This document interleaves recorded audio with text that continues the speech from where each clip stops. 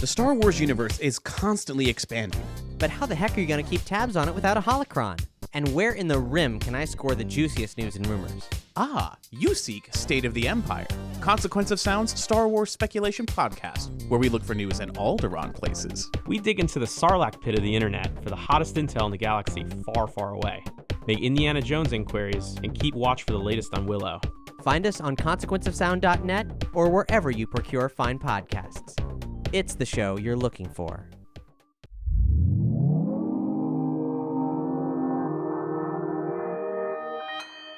Consequence Podcast Network.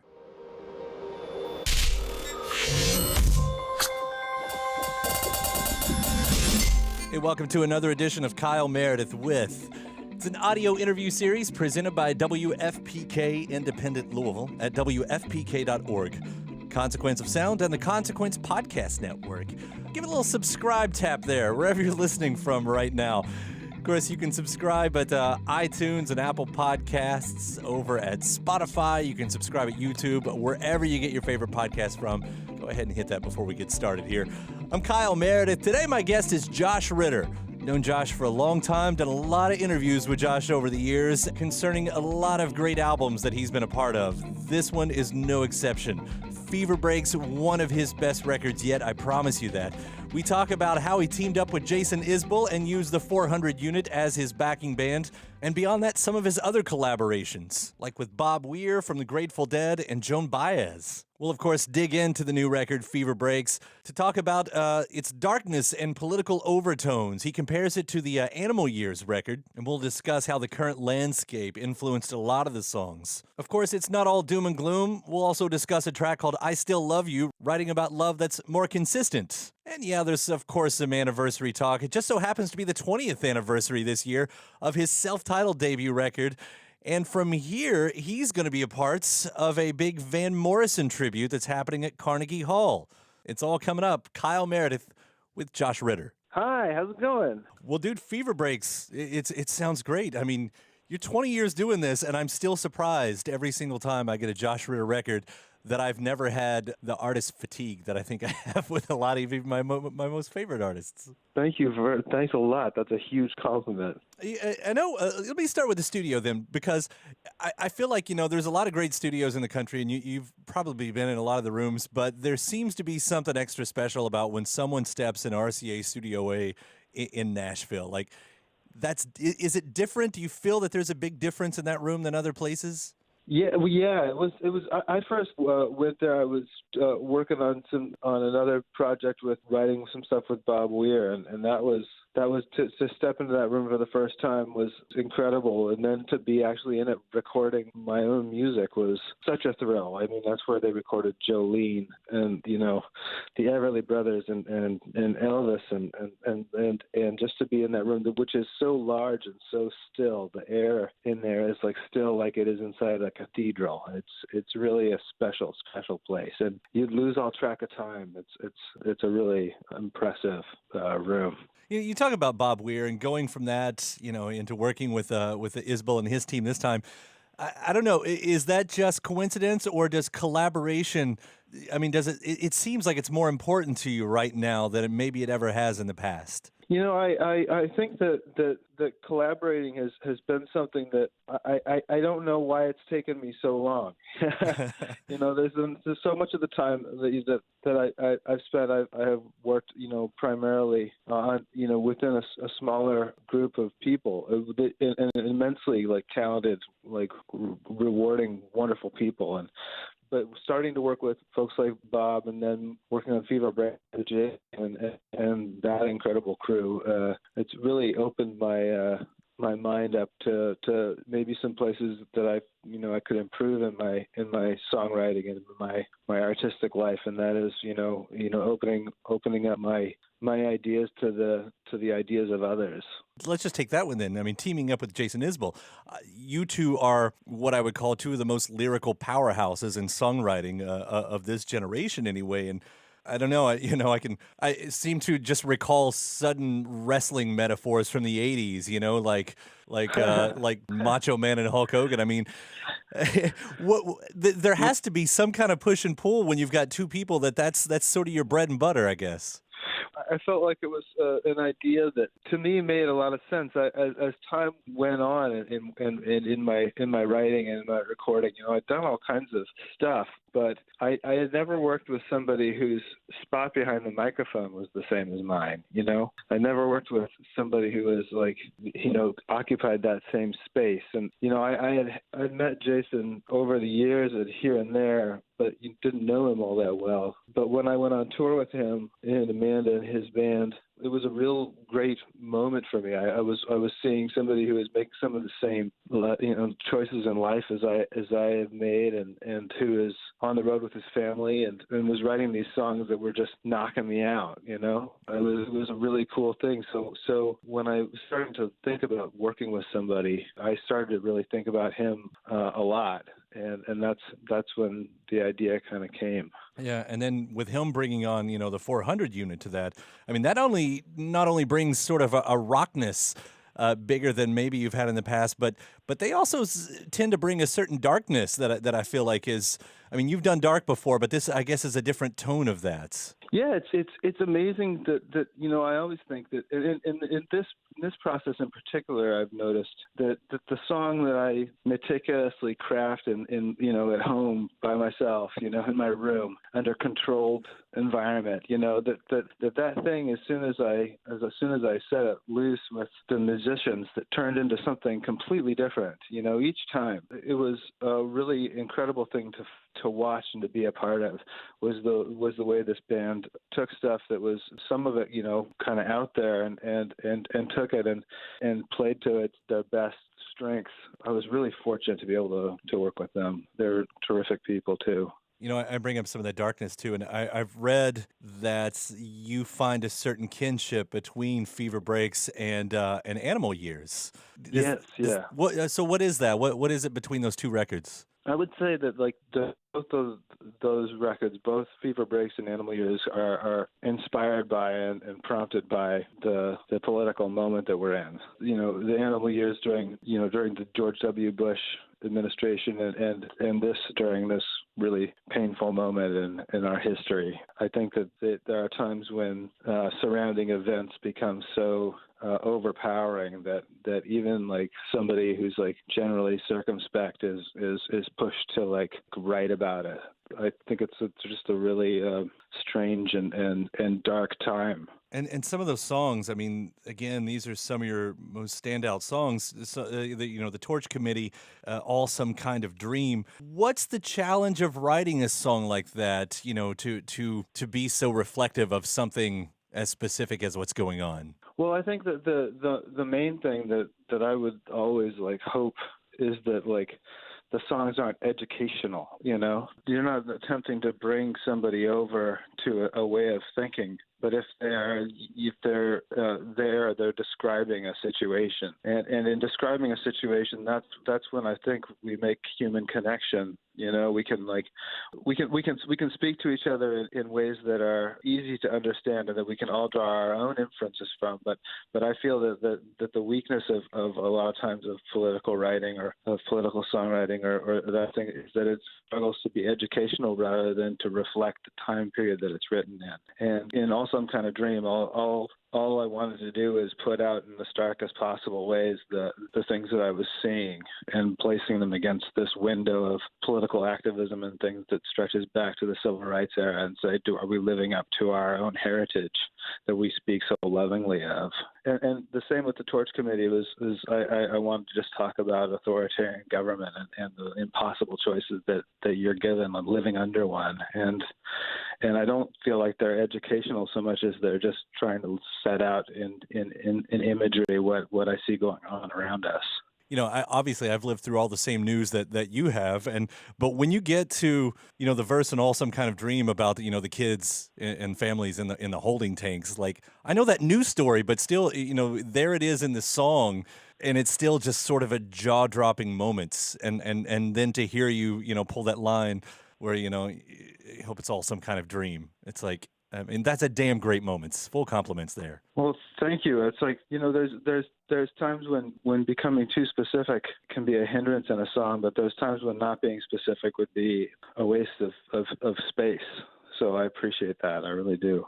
Would I be too far off with calling that song pretty Dylan-esque in the way it's written? Yeah, definitely. Yeah, for sure. And I mean, we all have grown up in the shadow of Bob Dylan, but like that, he's such a clear touchstone for song for that particular style of kind of expression, I think. And this sort of in the same world too, because here you've re-recorded Silverblade, a song that you originally gave to one of Bob's old duet partners, Joan Baez, for the Whistle Down the Wind record.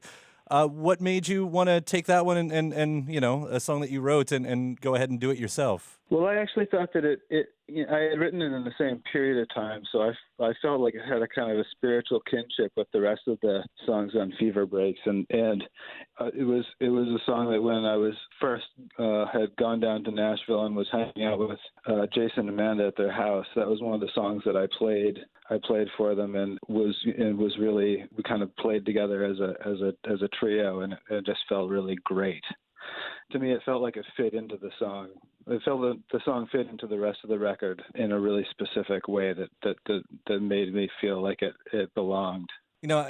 Obviously, as we talk about, you've written topical before and everything, but I feel like, backing up a little bit, working with someone like Joan Baez, I mean, does that add some depth to your well, what you're able to pull from in moments like this? Yeah, I'm really lucky that early on in my career I got a chance to work with people like Joan who have been doing it their whole lives, and that kind of longevity is something that I feel really drawn to. I love doing what I do, and I'm drawn to the people who seem to be doing it for the same kinds of compulsions and reasons. That I think it's wonderful, and so I was really lucky to get to work with her really early on, and in some ways she kind of like taught me how to first live on the road, in a certain way.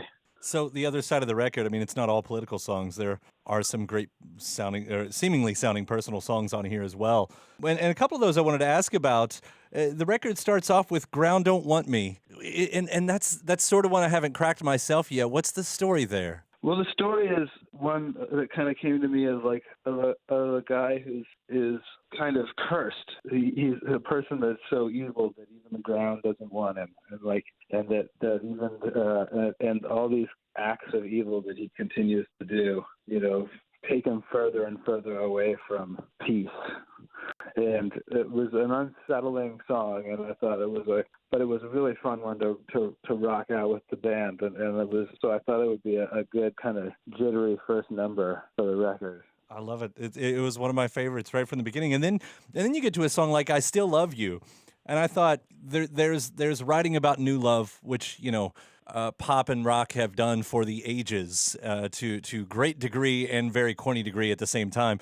But writing is something about what sounds like consistent love also seems like it would have its own challenge. Yeah, and I think it requires a little bit of, there's an honesty to first expressions of love, there's, because they're so they're so insistent, but a long-term love and the confession of that seems like it's done less often in songs. I guess that's really true. But this was one that I started working on in the middle of a long tour, and I just kind of had in my back pocket for a while, not quite knowing how or what sort of record it would form a song around it. And it was one that just really jumped naturally to my head when we started working together. It does add a nice balance to the record on top of all of that. Thank you. Yeah.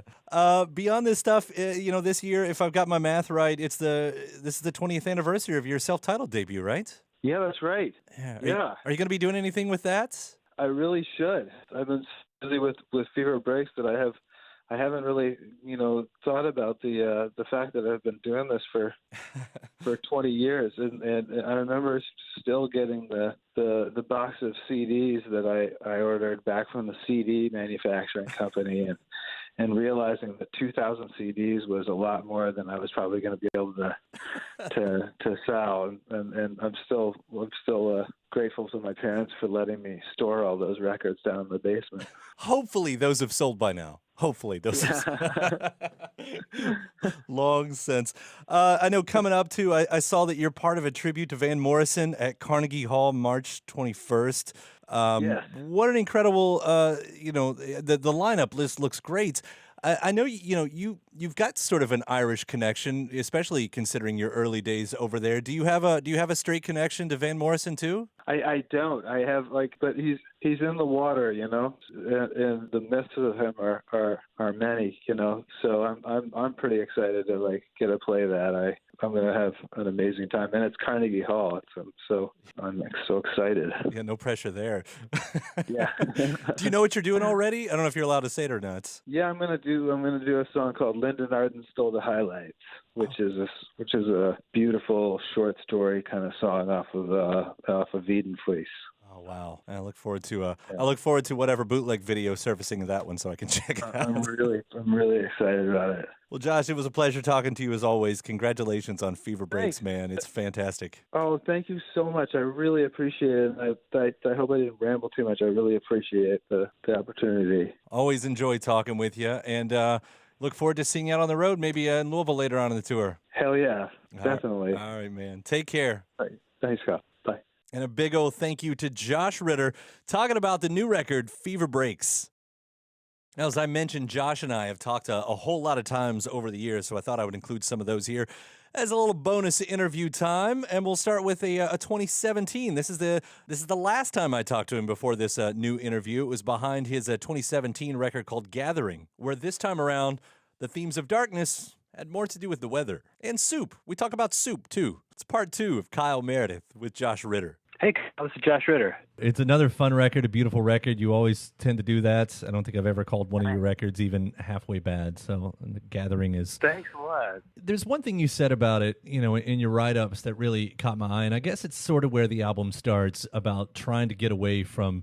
You felt like you were tied to your old stuff. And I was thinking about that and, the way you're dragging your old luggage around. And I guess songwriters are forever tied to their younger selves, which I would be really annoyed if I had to deal with my younger self all the time. So, well, I feel that just over time, I don't feel that and I've never been the type to believe that you outgrow your material. Like, whenever I put a song on a record, it's because I want to be able to hear it and like it, and in 40 years, I want it to live on. And so it's funny that what I really want to do every time is change the direction that I'm going and try and move off into territory that continues to inspire me. And I want to, I always want to just keep on moving in a direction that surprises me. So, I guess that just means a lot of times you start off with a blank page and no idea really where you're going to go. But that's kind of what makes it so exciting, is not knowing what's going to happen next. And you did a lot of the work in progress shows, I know, leading into that. Like, how important of a part did those play in creating this record? Oh, they're so important. I realized that I'd been taking myself so seriously. I wanted to keep the songs really close to my chest until they were out on a record, and then I realized, these are songs. I'm writing them. I want to see what they're going to do. You never know what a song's going to do on stage, and part of wanting to do these shows that were works in progress was that I could see what needed what. It's not that I was basing my decisions on the reaction of the audience, but I could tell, when I'm performing for somebody, what a song needs for it to be performable by me, and it was a really exciting time, really fun. I had such a good time doing that. I mean, that's a really bare way of putting yourself out there. I think a lot of artists used to do that much more before the internet age, and they sort of got scared off of it because that meant, early versions of their songs was out. I don't think a lot of artists could muster having, those early versions floating around out there. It is funny. It's it's bracing. You just and some versions of the songs are completely different. There's whole sections and parts that I'll have taken out or put back in. and it's only, it's a song will just, it's such a living thing, it only exists for a few minutes, and then it's free to be created again, in a whole different way. It's really a great freedom that you have as a musician that it doesn't exist quite the same in, say, like in like writing a novel. And fans are probably pretty used to that with you. Although I would guess that there's probably some really hardcore fans who get demo-itis on those first listens and be like, oh man, no, I liked it so much better the way. Totally. They're all that's exactly right. You gotta just strike out and go for whatever feels like it keeps the fire really burning. And for me, getting to see a song transform and change over time. For instance, When Will I Be Changed, which is on the record, the new record, was a song that I wrote and which recorded, and it didn't. It was there, it was done, but there was something still kind of like told me that it could use something. And then I realized that like I've been doing all this work with Bob Weir, and it would be so great if he could sing on the song with me. And so he came in and recorded with me on When Will I Be Changed, and it was just like just a magical. It added something magic. I love the work you guys did together on his record too. Just beautiful Great stuff.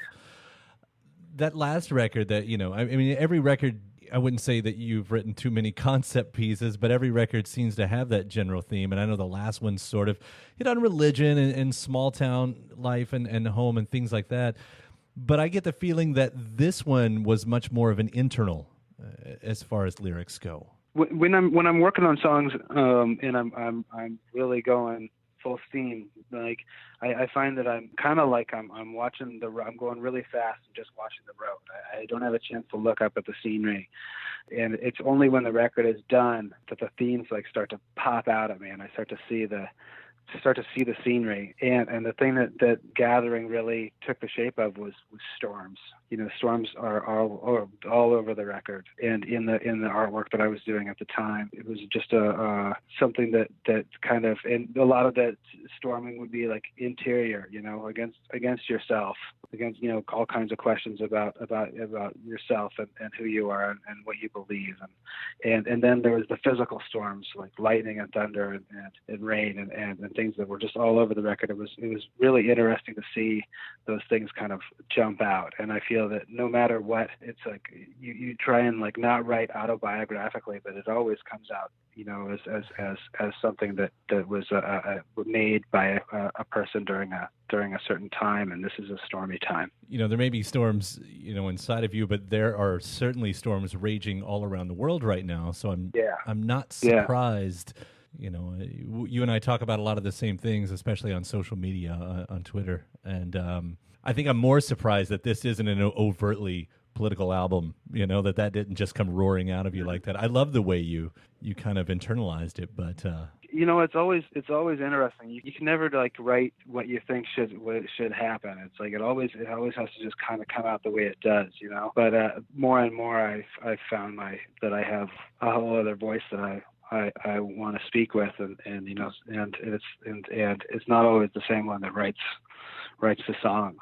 You mentioned that the paintings before too. I mean, there's a much stronger visual representation this time around. And I guess there's always sort of that marriage that you do with every album, but this one seems pretty personal as well with these paintings.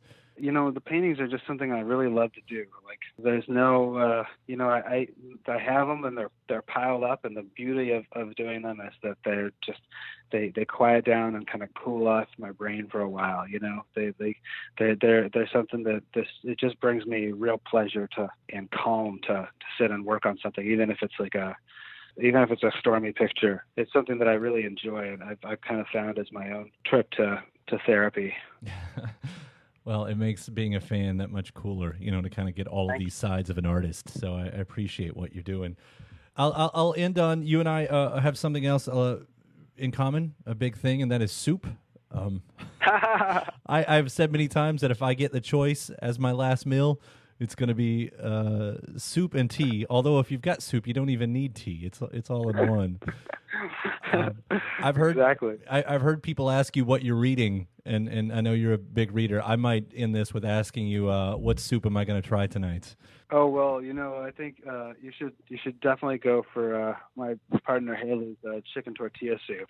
I can send you the recipe. It's tremendous. All right, I love chicken tortilla soup.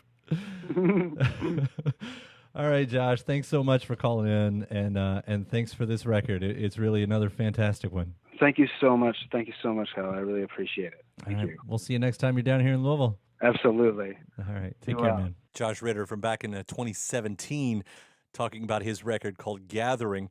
Head even further back now, 2014. He was actually between records when we had this conversation right here. Was on the way to writing one, had just written with Bob Weir of the Grateful Dead, as we talked about in the first interview of this episode. He had also just become a family man at this point, a brand new father and a husband. Part 3 of Kyle Meredith with Josh Ritter. How's it going? I'm all right down here. I appreciate you taking some time. I know you're not really on a press run right now, so. Yeah, I'm just we're digging out from the winter up here and getting the garden in. It's great. What are you planting? What's in the garden? We got like all kinds of beets and carrots, radishes. We got lots of bitter greens, which are lots of mustard and that sort of stuff. Yeah. Do you both cook? Yes. Yeah. Yeah. It's funny going coming home, especially like after like a year, it's just nice to just kind of ease into all that stuff and it take your time with it. It feels so good. Yeah. Have you always been that way? Did you grow up like knowing how to garden and do all of this stuff, or did you find that later in life? Well, Haley really runs the garden. But I think like I was definitely always like we grew up, my brother and I, outside, and definitely we're around the garden and everything like that. It's really nice to kind of fold back into that kind of world. Yeah, that's a nice trait to have too. I mean, you'll survive during the apocalypse this way. That's what we're hoping, Yeah, it's like we're trying to grow anti-zombie vegetables. So that's different from like garlic for vampires, though. Yeah, they're not huge vegetable eaters anyway. It's zombies. True. Well, the old joke, what a vegetarian zombie eats? Brains. Yeah. And that's how we start this whole thing out. That's all. Well, let's. I guess we should direct to the music here, and where we've last left you, and where our movie is left off, is you did a nice little re-release on Historical Conquests. Yeah, totally. That's like my record that I've been lucky enough to hop from major label to major label for a couple years there, and always a cool, interesting experience, but I always found that it's been nice to be back on my own label, and when Conquest came back to me, the rights to it, then I was really excited just to get it pressed up on vinyl and like put out some B-sides and do some of the stuff that I'd wanted to do but hadn't been able to do with that one yet. Yeah. So that's totally satisfying. Yeah, how hard is it to get your rights this day and age? Well, I don't know. I think it's completely based on an individual basis. I think that it's good to look at a record label as as any kind of business relationship as one that's like, you have to expect them to work in their own best interest, and they have to expect you to work in your own best interest. I'm very Hamiltonian when it comes to that view of human nature. I definitely think that like you can't expect people to work against their self-interest. So I always make sure that the records will always return to me after a given amount of time, and that's always in the contract to begin with. I just think that's not just me, but like the people I get to work with, which are really smart, cool people. It's an interesting little dance, and it sounds like you're very good at the industry dance. Well, I think that being on a major label is really fun and really cool, and when you have like a thing working for you, like even to the degree that it worked for me, is like it's really cool. But in the end, it's I think that stuff is flattening out to such a degree now that it's you can have the major label experience by yourself. if you want. It's true. It's true. Yeah, and you've become very very known for that. I mean, you took your career in your own hands, and seem to be quite successful at that at this point. I think that it is, like, I feel good about it. It's what, there's times when, I certainly think, Darius, my manager, and the people that I work with that help, do the label, really run that stuff. It's a hard, big job, but in the end, you can be more creative. You can be smaller. You can. I love that we can do like reissues of stuff, and they don't have to be.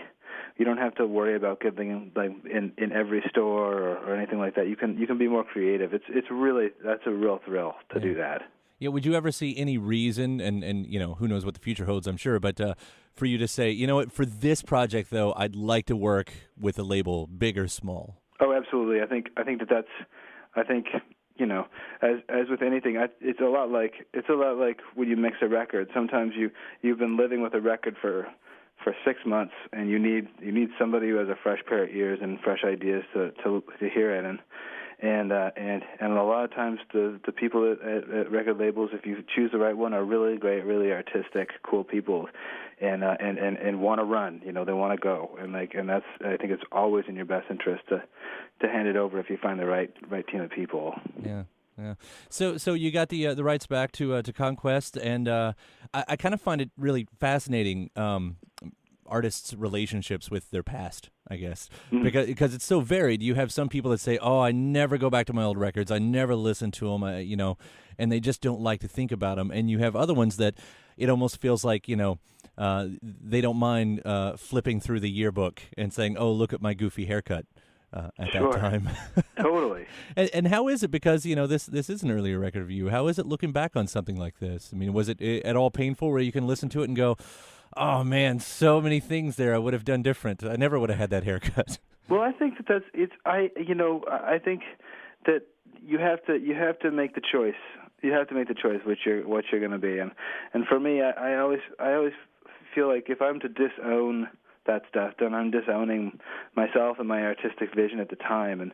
And luckily, you cannot see forward into the future, but you can kind of hope that the records you're making you'll be able to listen to in years to come. And I think the only way, like sounds aside, or whatever that should be, like it should always be, can I listen to this in 40 years? And I always believe that, like, unless it passes that test, it shouldn't go on the record. Like, and that's for me. I just went to the phenomenal Neil. I was out in Chicago playing, and I got the chance to see Neil Young play, and it's gratifying to know that somebody is not afraid to jump back into stuff that they did when they were 20. Right. I think that stuff can only get better.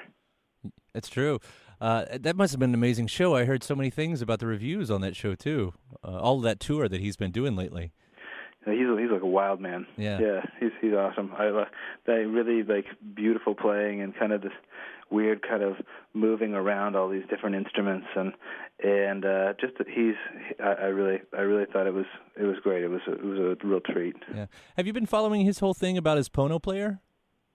I just vaguely, and not being an audiophile like to that degree. Right. I find that, like, I go for convenience over too much, but that's just me, No, I feel like that's going to be its biggest obstacle, because most people are like that. I mean, you and I both work in music at different parts, but we're both in music. I'm even working in a part where I listen to music daily. But it never occurs to me that there's a whole saying of you don't know what you don't hear. You don't know what you're not getting, or something like that. Yeah. I don't know. I wouldn't know otherwise that I wasn't getting everything. And I believe in it. I'd love to see it take off, but it's like that. It's like, well, convenience, right there. Well, I remember when I was working when I was doing the record with V2, and I did Animal Years with V2. I remember we this is my first time like with like an idea for singles and all that sort of stuff that I could see and be around in. And I remember a couple of guys from the label going down, 3 or 4 flights to the street to get in one of the guys' cars to drive around and hear what it sounded like through car radio, so that they would know what to do, And I do think that there's a way to an audiophile, but and really have that and make it as good as you possibly can. If you like good chocolate, like go find a good chocolate, you know. Right. But I do like the idea of somebody being able to pick it up and play it however they want, you know. Which is great. Yeah, at least we have the option, I guess. Yeah, totally. Yeah. I have something written down here on my notes: historical conquest versus the beast in its tracks. And I have that there because of the album title. It's the first time I've ever noticed that it's the beginning of a story and the sad end of a story. Interesting. That's really true. Yeah. That's funny. I never thought of that. It's That's some amazing. some kind of bravado that goes along with that, like you know, the conquest and then the beast. Of course, what's not there is the word stopped. Yeah, you know, yeah, totally. So yeah, that's like there is like that I remember that time, and like, you know, that was my first record with Sam Kassir, and it just seemed like we were making a big, cool, to me it seemed like a big, cool, like comic book, and it felt like, you know, big colorful pictures and you know, splashy and lots of symbol, and I thought that was like really fun, and conquest felt like, you know, real saber rattling. I like the role playing in music. Yeah. I don't think enough people do that. No, it's so fun, man. It's so fun. Yeah, it's the I don't want to use the word bravado again. It's the whole. I mean, I love the idea of rock and roll. I guess I talk about this a lot in my interviews. I love the idea of rock and roll. You know, the mysticism that's been built up over the years. You know, and the mystery and all of that stuff. But you've got to have stuff like that. You've got to have, you know, to be able to lose yourself, even if it's not in a character, just in the fun of what it can be. Yeah, certainly, totally. Yeah. Absolutely. Yeah. It's like, and every record is so different. Like every record that somebody makes is going to be different, and there's always a story there somewhere in there that about how it, you know, how it came together and why it exists in the first place. So I think that's so cool. And that's what interviews are for. Yeah. Just fill in the space. With the beast and its tracks, I mean, every one of your records has the stories. Of course, now we look back on that one, and everyone says, there is Josh Ritter's divorce record. That is the divorce record. And you're past it now. Are you happy to be kind of finally out of that and moving along? Yeah, you know, it's like it was funny, even at the time, like even as the record was finishing, how I felt like I was past it. I was, right. You know, it was never the big moment of I have like kind of I've excised this pain, you know.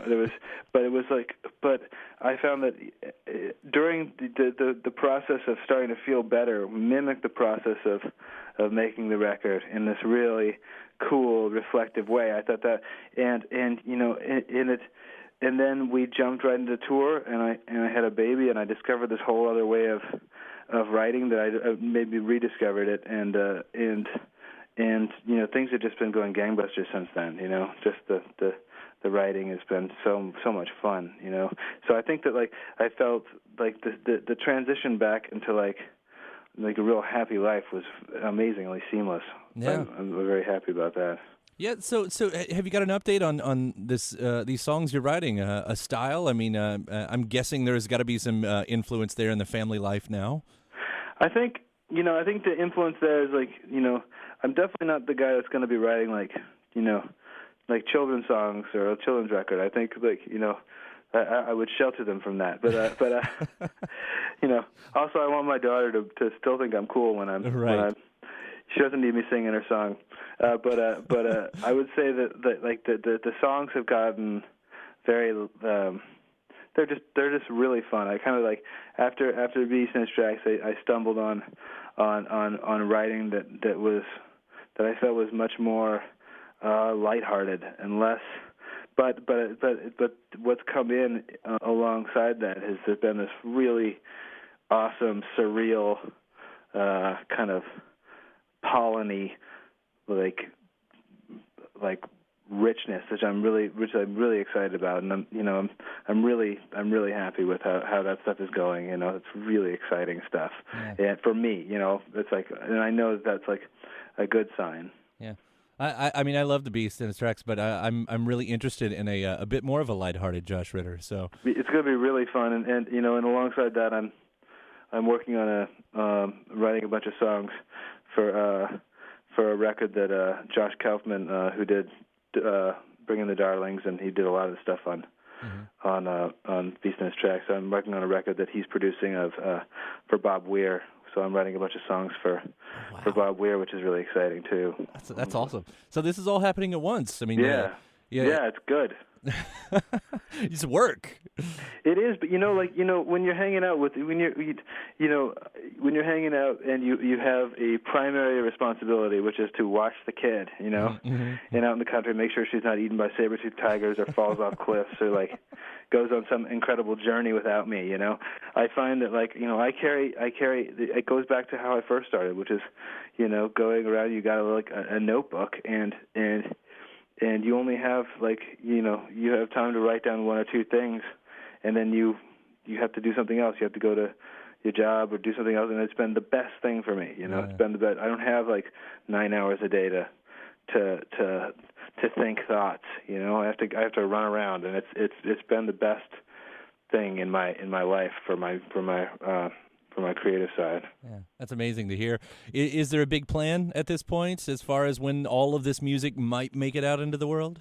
I think right now is the tap is on, and I've always been wary of when that's lucky, when that happens, when to make any plan yet.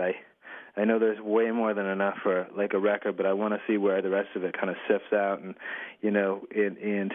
and see what kind of record I want. I feel like whatever record I want to make, I want it to be I just want it to be a really stellar record, and I don't really feel like I have room to make anything but a stellar record right now. I really want to make something great, and I'm having the best time of my life doing it too. Well, you set the bar high for yourself with every record that you've done so far, so we expect nothing less, Mr. Ritter. Thank you very much, Kyle.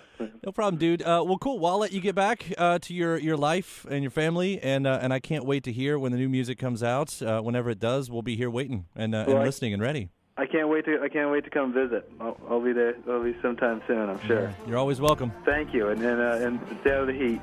All right, thanks, man. You too. Hey, bye-bye. Bye. It's Josh Ritter from back in 2014. Now, just right before that, 2013, that's one of the first times we caught up to talk about his record, The Beast in Its Tracks. It's what was known as his divorce record, but really it was about much more than that. It's about getting back on your feet after a commitment comes to an end. Part 4 of Kyle Meredith with Josh Ritter. Welcome. It's great to see you here. Thank you. Enjoying the new record, The Beast in Its Tracks. There's the story behind this one. The story, yeah. I'm sure that you're well tread in talking about at this point. we're getting into it. I mean, it's basically it comes down to are you going to sing about love, or are you going to sing about love lost? It's the classic songwriter dilemma. Yeah, right. Well, and that's one of the things, though, because as a songwriter, I mean, the love song is the most classic pop song, one way or the other. And while you've written types of love song, I mean, as it's been told, this is the first time where it's your love song. Well, I think that love. I think the reason why love songs are so, this huge kind of bubble of songs, huge cloud of topic of a love song is because it's a story, and stories are the reason for songs, and when love gets lost, that's a story, and when love gets found, it's another story, I've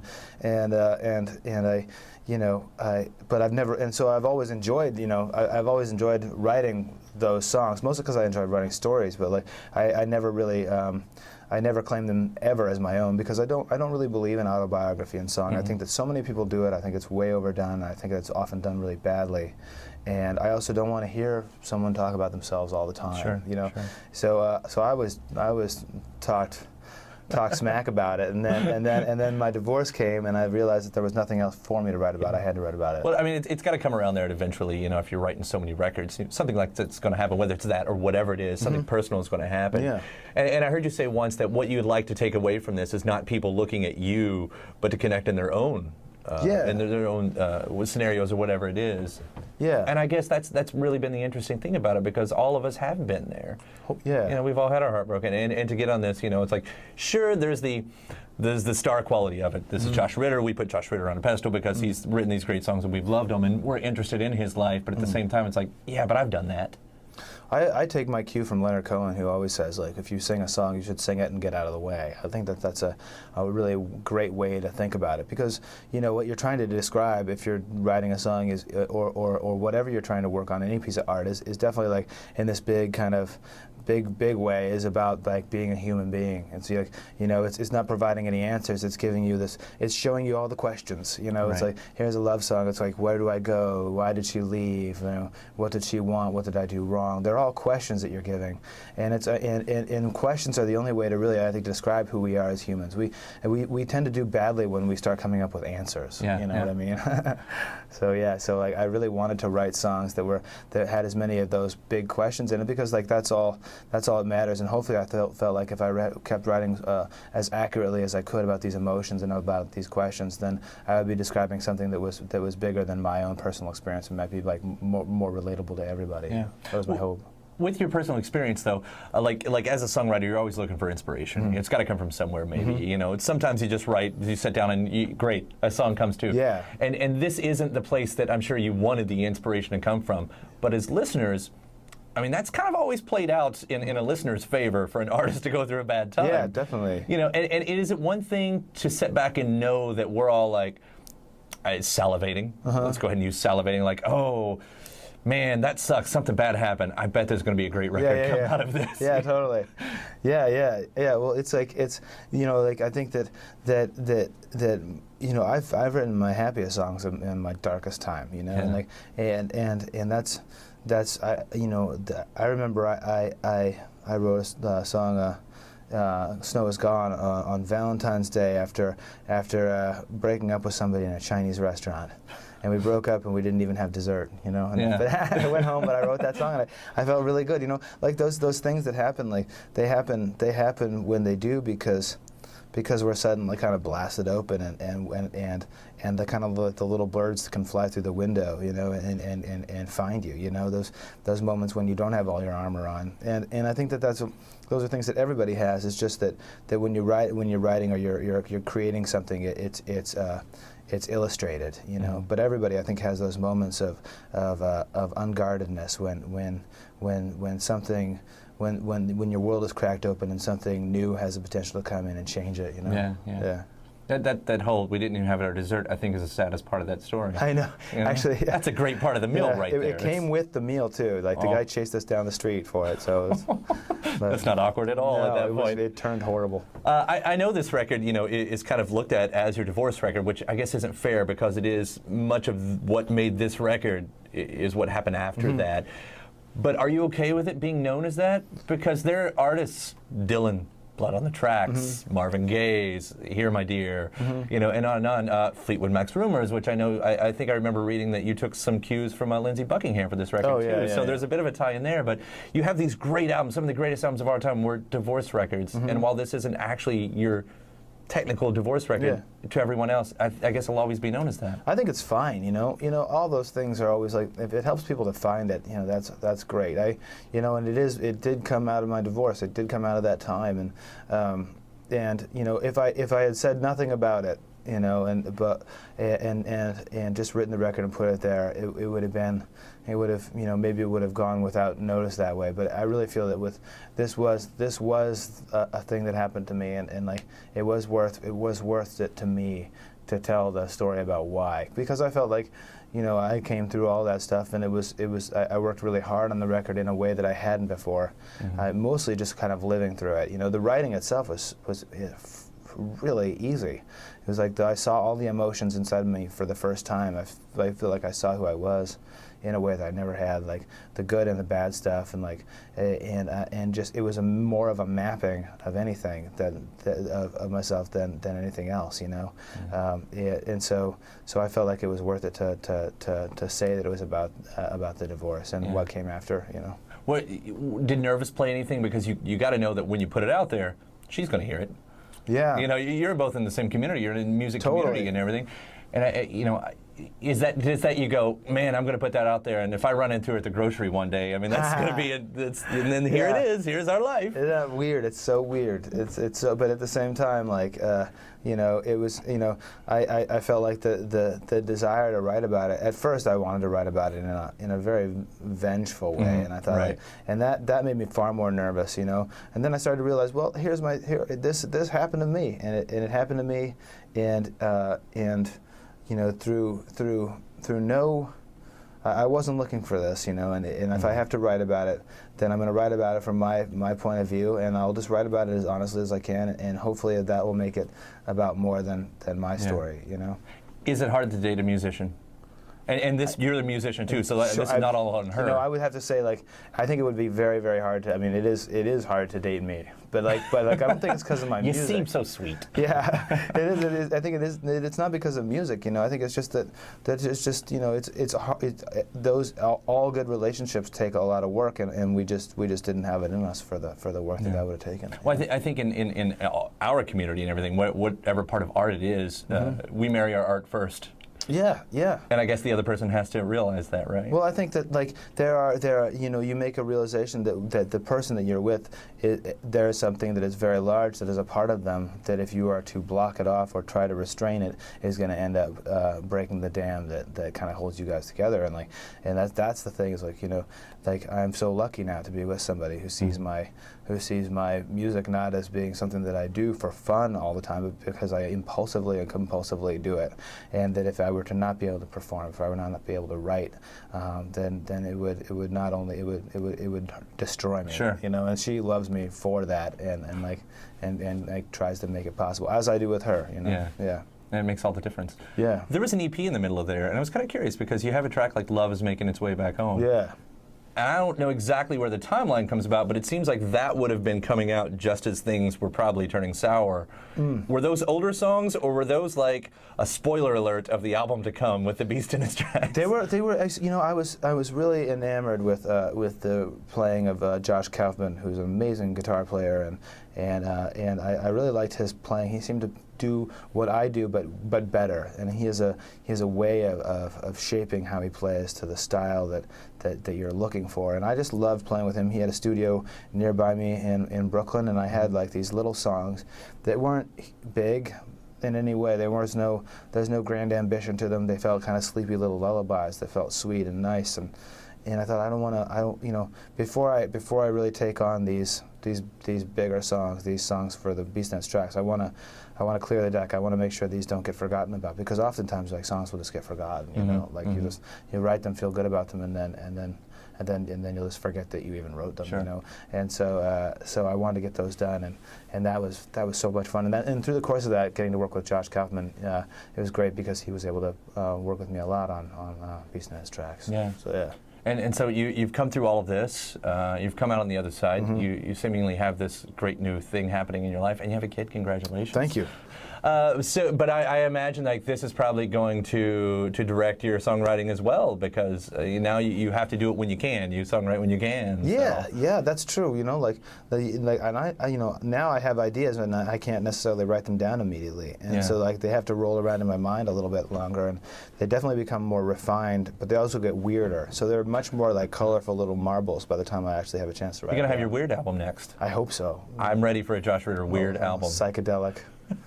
The Beast in Its Tracks Tank. is this amazing record. Thank you so much for taking the time today. Thanks it's going to be great to see where all this takes you. Thanks a lot. All right. Thank you very much. Thank you. Awesome. Josh Ritter from a 2013 interview behind his record, The Beast in Its Tracks. And again, thanks to Josh for the conversation today behind his new record, again, Fever Breaks. It's so good. Hey, if you haven't already, hit the subscribe button before you get out of here.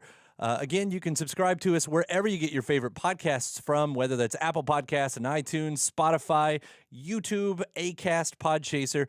After that, head over to WFPK.org. That's where I do a show every Monday through Thursday from noon to 3 Eastern, where you can also find some bonus episodes of this series over there. Head to consequenceofsound.net for all your music and film news needs. You can find me at Twitter at Kyle Meredith, Facebook/Kyle Meredith. Does it for another edition. I'm Kyle Meredith, and I'll see you next time.